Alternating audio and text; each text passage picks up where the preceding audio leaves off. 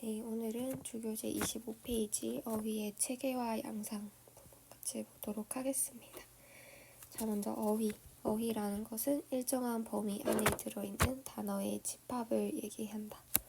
그래서 이 단어들을 크게 갈래로 나누면은 고유어, 한자어, 외래어 이렇게 총 3가지로 나눌 수 있습니다. 자, 고유어라는 것은 순우리말 얘기를 하는 거죠. 옛날부터 우리말에 있었거나 우리말의 기초에서 새롭게 만들어진 말들. 그래서 특히 촉감, 색깔, 맛, 모양, 소리 이런 것들을 우리가 오감, 특히 시에서는 이런 것들을 감각적 표현, 심상 이렇게도 얘기를 했죠. 이렇게 생생하게 표현을 할 수 있는 어휘가 많다. 그래서 뭐 반짝반짝, 번쩍번쩍, 반짝반짝 이런 것들이 다 음성 상징어죠. 이런 것들이 고유어가 많다. 그 다음에 한자어는 말 그대로 한자의 기초에서 만들어진 말을 얘기합니다. 고유어에 비해서 좀 더 분화된 의미를 갖고 있어서 고유어를 보완해준다. 그래서 우리가 고유어보다는 한자가 이제 내가 지금 부교재도 어휘력 2 진도를 나가고 있었죠. 그래서 그것을 통해서 단어들의 좀 구체적인 의미를 알 수 있다. 고유어의 의미를 조금 더 보완해주는 역할을 한다. 그래서 감정, 감상, 예감 여기에 쓰이는 감자들 또 전에 했었던 느낄 감자. 그래서 뭔가 작품을 보고 느끼는 감정, 뭐 감상 이런 식으로 더 의미를 구체적으로 알 수 있게 됩니다. 자, 그 다음에 외래어. 외래어의 레자는 올레자를 써서요. 외국에서 왔다. 다른 나라에서 들어온 말들. 하지만 그 중에서도 우리말로 이제 인정이 된 단어들. 그것을 이제 외래어라고 합니다. 외국 문화와의 접촉을 통해 들어와서 우리말 어휘를 보충해준다. 바나나, 피아노 이런 거죠. 그 다음에 어휘의 양상을 보도록 하겠습니다. 자, 먼저 크게 지역방언, 사회방언 2가지로 나뉘게 되는데요. 지역에 따라서 달라진 말로 형태가 유사한 경우도 있고 전혀 다른 경우도 있다. 그래서 우리 지역별로 뭐 같은 사물이라고 하더라도 부르는 명칭이 조금씩 다르기도 하죠. 예를 들어서 뭐 부추 같은 경우 우리 대구에서는 전구지 이렇게도 얘기를 하죠. 이렇게 지역별로 다른 것들.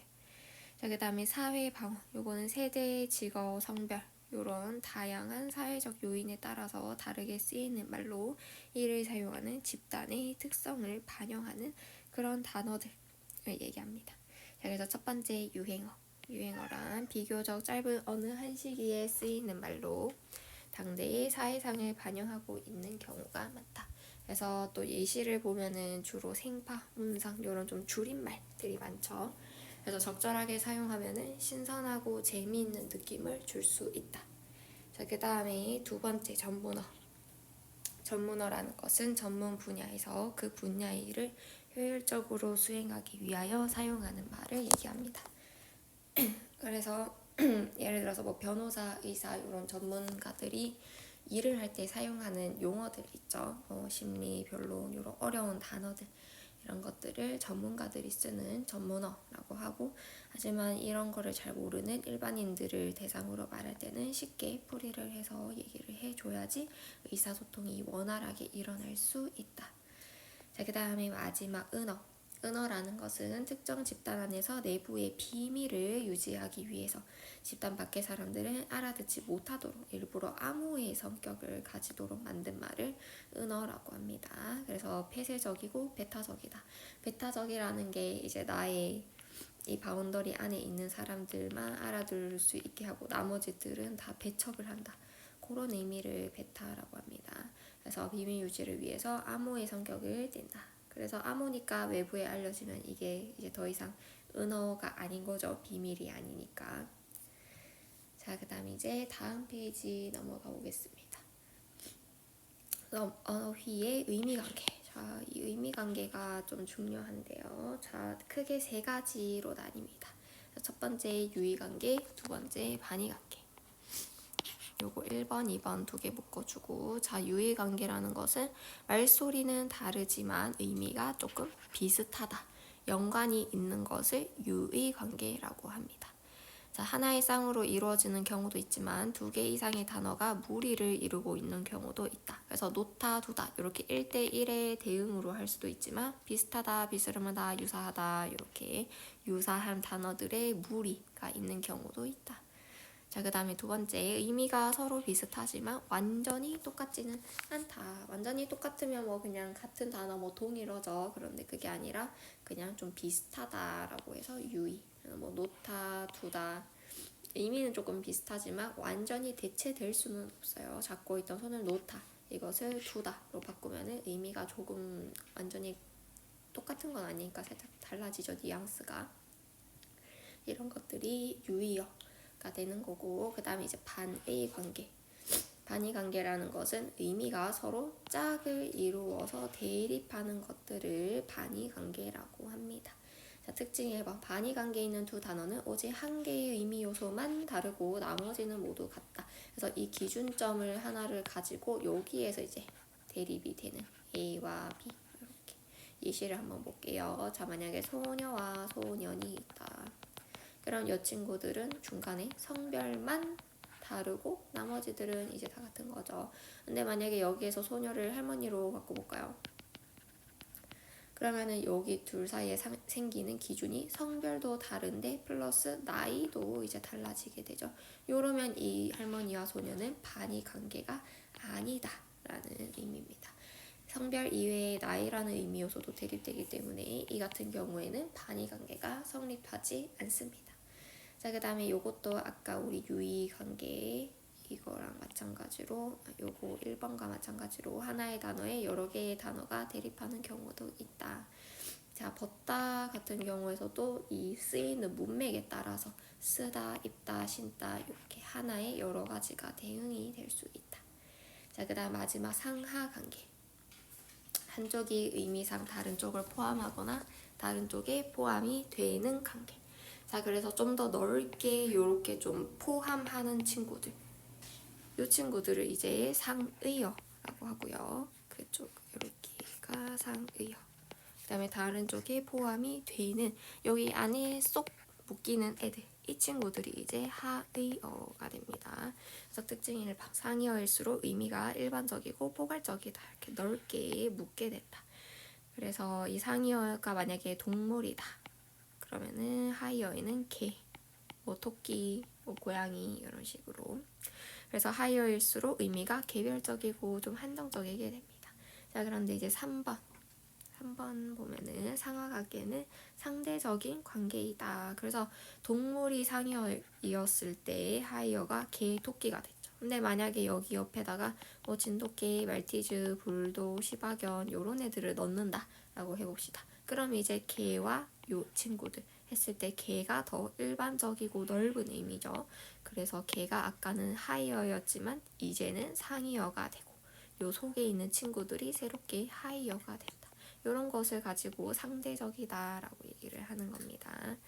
자, 그 다음에 이제 마지막 이 부분 또 중요한 보겠습니다. 자, 5번이랑 6번 두 개 묶어주고, 자, 다의어라고 하는 거 많을 다자 얘기하는 거죠. 그래서 의미가 많다.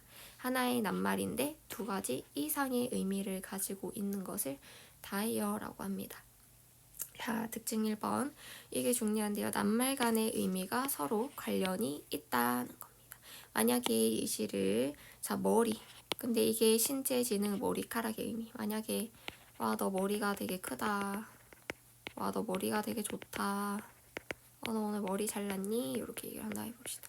자, 그럼 첫 번째에 쓰이는 머리. 이거는 사람의 신체의 머리로서 얘기를 하는 거고, 두 번째의 머리는 지능이 좋다라는 의미로 얘기를 하는 거고, 마지막에 머리는 머리카락에 대해서 얘기를 하는 거죠. 자, 이렇게 되면 의미가 조금씩 다릅니다.